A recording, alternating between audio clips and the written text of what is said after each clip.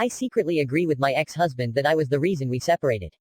And I'm dying inside each day seeing my son growing up in two homes because of it. I know all the talk and I know all the support I get and I appreciate it all. I know my husband cheating was all him and it leading to our separation is only natural. But when I got pregnant and gave birth to my son, he became my world. I still loved my husband dearly, but I just loved and enjoyed being a mother. When my baby was 10 months old, I found out that my husband has cheated on me with a friend. It broke me down and I thought I would die with grief. The divorce was finalized last month. Our son is 5 years old now and has started living with his dad every other week. This made my ex-husband and I see more of each other. We both wanted the transition to shared custody to be smooth and my ex-husband spent a lot of time with us to school in our son to this new arrangement. My son could be with his daddy for a whole day, but when it came to wanting to sleep, nobody else was good enough but me. Now he is used to daddy too. It is wonderful and painful at the same time. Wonderful because I want our son to have both his parents' love, but the weeks without him are painful. My ex-husband and his GF broke up. I never asked why, but last time I met my husband, he stayed for coffee after dropping our son. He started crying bitter tears telling me how I neglected him and it ruined us, and now his GF left him because she doesn't believe he loved her like he did me. I know he is raging mad and trying to put the blame on everyone else but himself, but I have been obsessively thinking that he was probably right and I did neglect him. I have since he cheated lost 60 pounds. Yes, the majority of it was because of the grief I felt after he left, but I lost it all the same. When I lost the weight I started working out because it was easier now. 6 hours a week at least. I never did it while we were married. I now loved what I saw in the mirror and I dressed accordingly. Beautiful dresses, tight clothes and high heels. I started going out more because being single meant that I didn't have the same access to love and affection, so I had to go out and compensate with friends or maybe the occasional flirting. I thought about his words. Probably, if he hadn't cheated I would be that same happy woman with some extra weight on, who is too content, her needs fulfilled to make an effort. I let myself go because I was happy and I lost my happiness. Now I have everything to be happy except happiness itself. Somehow I don't blame my ex-husband, or at least I don't put all the blame on him. I was his accomplice in ruining our son's life.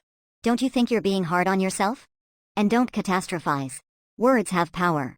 It's catastrophizing to say you ruined your child's life. You didn't ruin your child's life. Millions of kids grow up in homes of divorce and they turn out fine.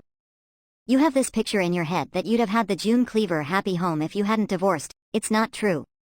You and the GF got the same man. If he felt neglected by you, he could have communicated that to you. You just had a baby, of course your attention shifted. I'm sorry to say this, but the only way your marriage would have lasted was if you accommodated his cheating. Good on you for not doing so. Ask yourself if he took his responsibility of taking care of your child while being married, or did you do all the childcare? And therefore not making it possible for you to have spare time to go to the gym or feel cared enough to spend time to love him.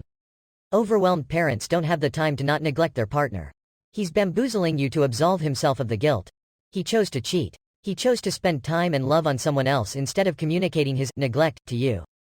He chose to spend time outside the home instead of spending time with his child.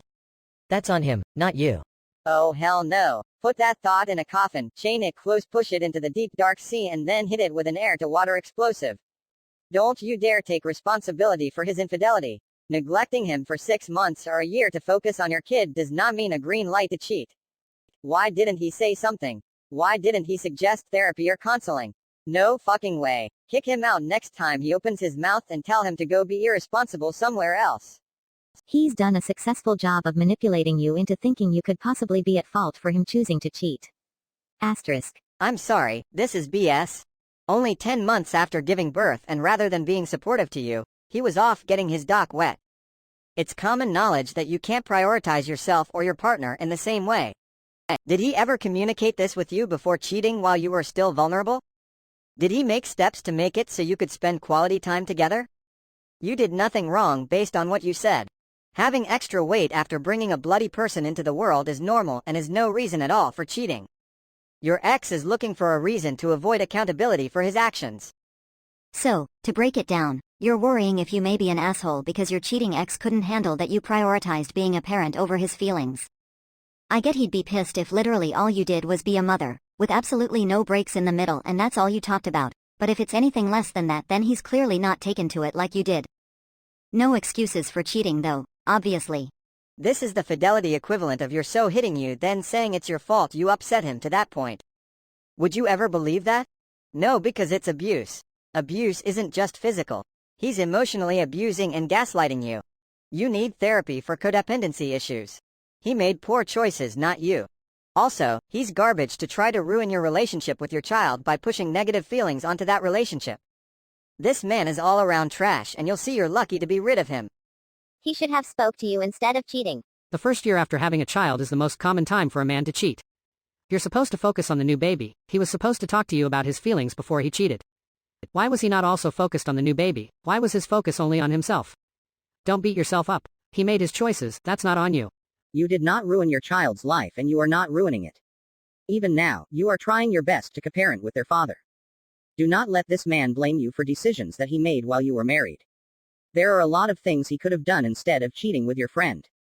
He is miserable, and he wants you to be miserable with him. And if he succeeds, it is not only you who will suffer but also your kid. Do not let him do this to both of you. What you can do now is co-parent to the best of your abilities and ensure that wherever your child is, they know that they are loved.